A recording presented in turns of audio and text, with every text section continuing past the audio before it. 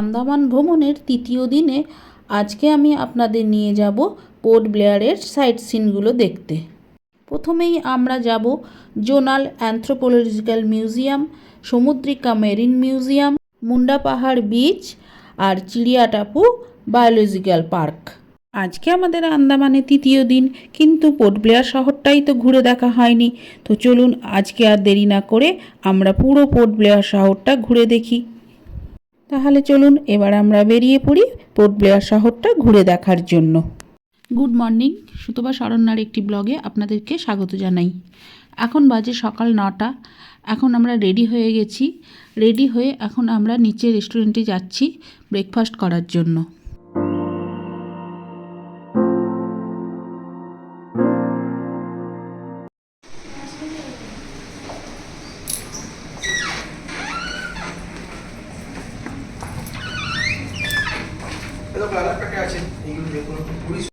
আজকে ব্রেকফাস্টে আমরা নিয়েছি ফ্রুটস আর ডিম অমলেট আর নিয়েছি পুরি সবজি, মানে আলুর তরকারি। ব্রেকফাস্ট করে আমরা বেরিয়ে পড়েছি। এখন আমরা যাচ্ছি পোর্ট ব্লেয়ারের সাইট সিন করতে। তো আপনারা হয়তো ভাবছেন, কালকের ব্লগের শেষে আমি বলেছিলাম যে আমরা আজকে রস আইল্যান্ড ঘুরতে যাব, কিন্তু সেখানে না গিয়ে আমরা কেন পোর্ট ব্লেয়ারের সাইট সিন করতে যাচ্ছি। তো আজকের ওয়েদারটা ভালো নয়, ওয়েদার খুব খারাপ, সেই জন্য রস আইল্যান্ড আমরা যেতে পারছি না। কারণ রস আইল্যান্ড যেতে হলে বোটে করে যেতে হবে, ছোট ছোট বোটে করে, ফাইবার বোটে করে যেতে হবে। তো যেহেতু ওয়েদার খারাপ, খুব হাওয়া দিচ্ছে, সেই জন্য ওই বোট যাচ্ছে না, সেই জন্য রস আইল্যান্ড আজকে আমরা যেতে পারছি না। এই জন্য পোর্ট ব্লেয়ারের আশেপাশে অনেক কিছুই দেখার জায়গা আছে, তো সেইগুলোই আমরাতে এখন দেখতে যাচ্ছি। এখন আমরা চলে এসেছি জোনাল অ্যানথ্রোপোলজিক্যাল মিউজিয়াম। 1975 সালে প্রতিষ্ঠিত পোর্ট ব্লেয়ারের জোনাল অ্যানথ্রোপোলজিক্যাল মিউজিয়াম একটি বিশেষ জাদুঘর, যা আন্দামান ও নিকোবর দ্বীপপুঞ্জের আদিবাসী উপজাতিদের সমৃদ্ধ সাংস্কৃতিক ঐতিহ্য, সরঞ্জাম, নিদর্শন এবং জীবনধারা প্রদর্শন করে। এই মিউজিয়াম সকাল 9টা থেকে দুপুর 1টা পর্যন্ত এবং দুপুর 1:30 থেকে বিকেল 4:30 পর্যন্ত খোলা থাকে। সোমবার এবং সরকারি ছুটির দিন এই মিউজিয়াম বন্ধ থাকে। এই মিউজিয়ামের ভেতরে ফটো তোলা বা ভিডিওগ্রাফি করা বারণ, সেই জন্য আমরা মিউজিয়ামের ভেতরের কোনো ফটো বা ভিডিও করতে পারিনি। এখন আমরা চলে এসেছি সমুদ্রিকা নেভাল মেরিন মিউজিয়াম দেখতে। এই মিউজিয়ামে ঢোকার আগে এখানে টিকিট কাটতে হবে। বড়দের জন্য 50 টাকা এবং বাচ্চাদের জন্য 25 টাকা। পোর্ট ব্লেয়ারের হেডো রোডে অবস্থিত সমুদ্রিকা নেভাল মেরিন মিউজিয়াম ভারতীয় নৌবাহিনী দ্বারা পরিচালিত একটি জনপ্রিয় পর্যটন কেন্দ্র। আন্দামান ও নিকোবর দ্বীপপুঞ্জের সামুদ্রিক জীবন, প্রবাল, উপজাতীয় সংস্কৃতি এবং ইতিহাস প্রদর্শনের জন্য এটি 5টি গ্যালারি নিয়ে গঠিত। এখানে একটি নীল তিমির কঙ্কাল এবং ছোট অ্যাকোয়ারিয়াম প্রধান আকর্ষণ। এটি সাধারণত সকাল 9টা থেকে দুপুর 12টা পর্যন্ত, আবার দুপুর 1:30টা থেকে বিকেল 5টা পর্যন্ত খোলা থাকে। এই পুরো মিউজিয়ামটা ঘুরে দেখতে আপনাদের প্রায় 1 থেকে 1.5 ঘন্টা মতন সময় লাগবে।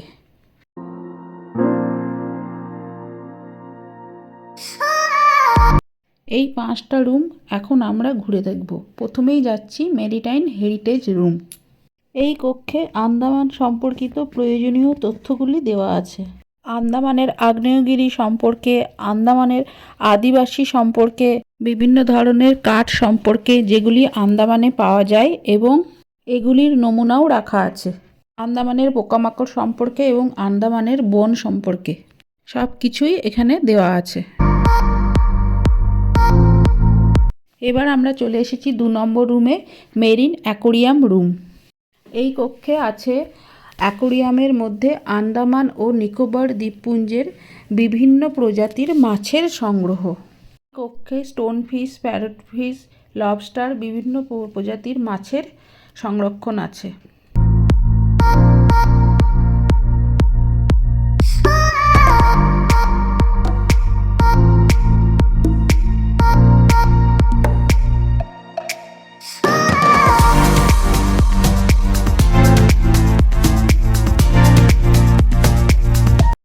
এবার আসি 3 নম্বর রুমে। এই কক্ষটিকে প্রবাল রুম বা কোরাল রুম বলা হয়। আন্দামান ও নিকোবর দ্বীপপুঞ্জের যত জাতির কোরাল আছে সব রকমের কোরাল এই রুমে রাখা আছে এবং প্রত্যেকটা কোরালের নামও লেখা আছে। এবং আন্দামান ও নিকোবর দ্বীপপুঞ্জের কোথায় কোন জায়গায় এই কোরালগুলো পাওয়া যাবে সেটাও এখানে সুন্দরভাবে বুঝিয়ে লেখা আছে। এইগুলো পড়ে সব কিছুই আপনারা জানতে পারবেন যে এই কোরালগুলো কোথায় পাওয়া যায়, কত রকমের কোরাল আছে, কি কোরাল কি কাজে লাগে, মানে সব কিছুই এখানে ডিটেলসে পুরো দেওয়া আছে।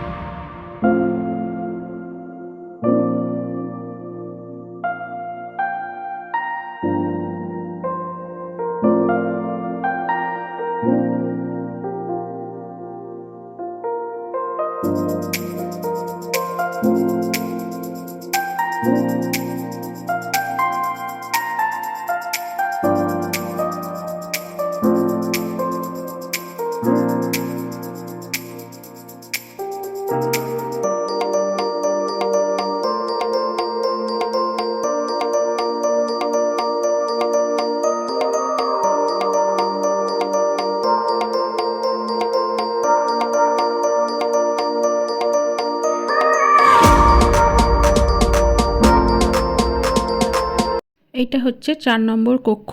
এখানে আছে বিভিন্ন ধরনের সি সেলস বা শঙ্খের কক্ষঘর।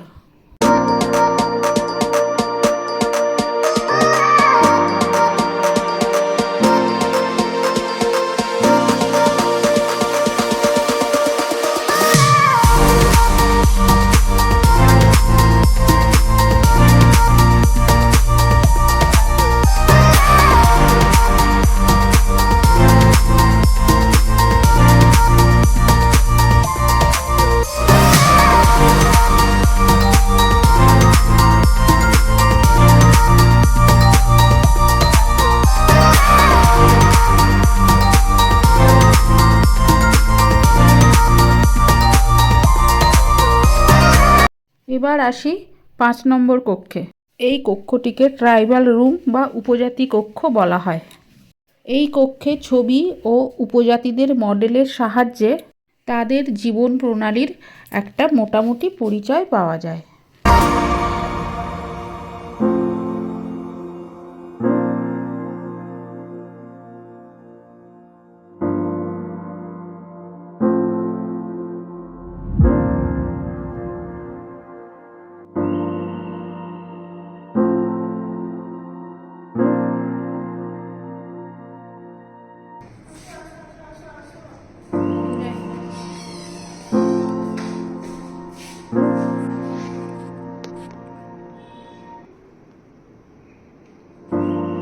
এরপরে পাশেই একটা দোকান আছে, সেই দোকানটাতে আমরা একটু এলাম কি পাওয়া যায় সেটা দেখার জন্য।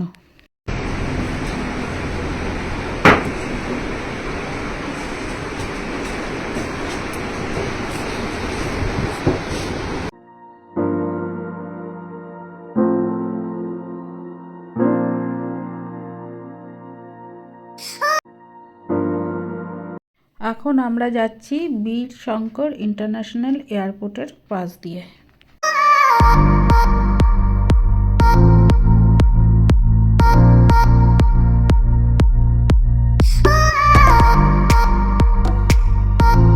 এখন আমরা যাচ্ছি মুন্ডা পাহাড় বিচ। দক্ষিণ আন্দামানের পোর্ট ব্লেয়ার থেকে প্রায় 25 থেকে 30 কিলোমিটার দূরে চিড়িয়া টাপুতে অবস্থিত একটি মনোরম ও শান্ত সমুদ্র সৈকত। পোর্ট ব্লেয়ার থেকে গাড়িতে প্রায় 40 থেকে 45 মিনিট মতন সময় লাগবে।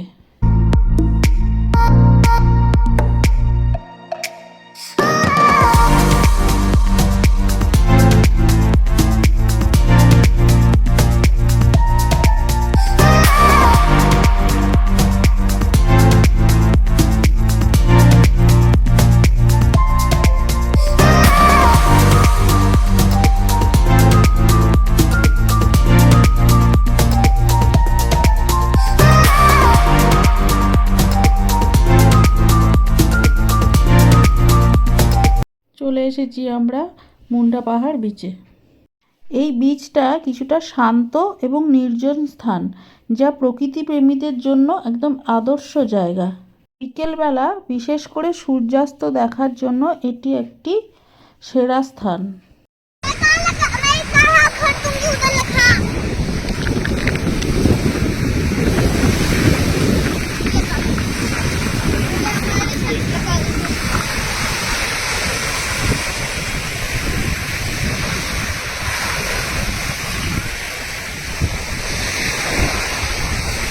কি দারুণ বীজটা। আমি দাঁড়িয়ে তুমি চলে গেলে আমি ভিডিও করতে এলাম। বাবাই মনে হচ্ছে আজকে নামবে না। নামছে তো না, নামবে না কেন? বাবাই নামছে না তো।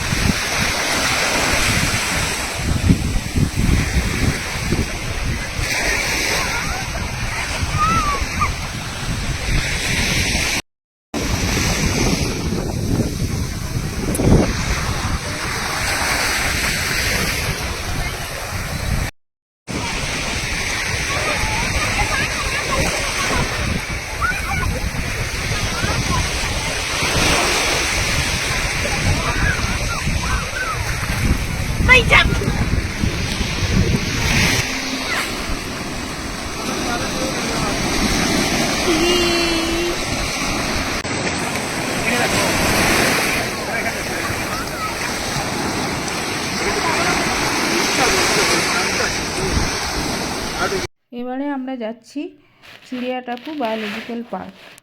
মুন্ডা পাহাড় সমুদ্র সৈকতের একদম পাশেই এই পার্ক।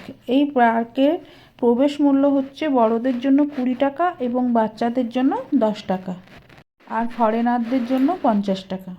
এই পার্কটা অনেক বড়, তাই পায়ে হেঁটে আমাদের পক্ষে ঘোরা সম্ভব নয়, তাই এখানেই গাড়ি বুক করা যায় এই পার্কের মধ্যেই। তো আমরা এই টোটোর মতন দেখতে এই গাড়িগুলো একটা বুক করে নিয়েছিলাম পুরো পার্কটা ঘুরে দেখার জন্য। এই পার্কে কুমির, হরিণ, বানর এবং বিভিন্ন স্থানীয় পাখি দেখা যায়। আন্দামান ও নিকোবর দ্বীপপুঞ্জের স্থানীয় বিভিন্ন প্রাণীদের সম্পর্কে জানার জন্য এই উদ্যানটি একটি উপযুক্ত স্থান। এই জৈবিক উদ্যানটি 40 হেক্টর জমি জুড়ে বিস্তৃত এবং এতে বিভিন্ন ধরনের উদ্ভিদ ও প্রাণী রয়েছে। এই উদ্যানটি সকাল 9টায় খোলে এবং বিকেল 4:30টায় বন্ধ হয়ে যায়।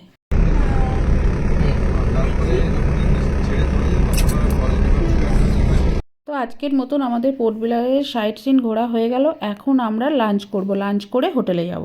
তো এখন আমরা বসে পড়েছি লাঞ্চ করার জন্য।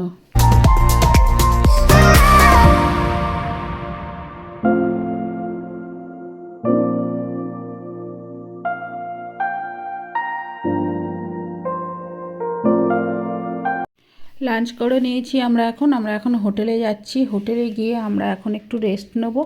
রেস্ট নিয়ে তারপরে সন্ধেবেলা একটু বেরোবো, বাজারের দিকে যাব। রাতেরটা নিয়ে আসছিল, জিনিসটা নেওয়া ছিল না, একটা নিয়ে নিলাম। সেই দিনই প্রথম দিন যেদিন বেরিয়েছিলাম সেই দিনই নিয়ে নিয়েছি। তো আমরা এই দুদিন যে রুমে ছিলাম, আজকে আমাদের রুমটা ওরা চেঞ্জ করে দিয়েছে, একটা বড় রুম দিয়েছে। তো আমাদের লাগেজপত্র ওরাই আমাদের এই রুমে শিফট করে দিয়েছে। তো চলুন আপনাদের এখন রুমটা আমি ঘুরে দেখাই।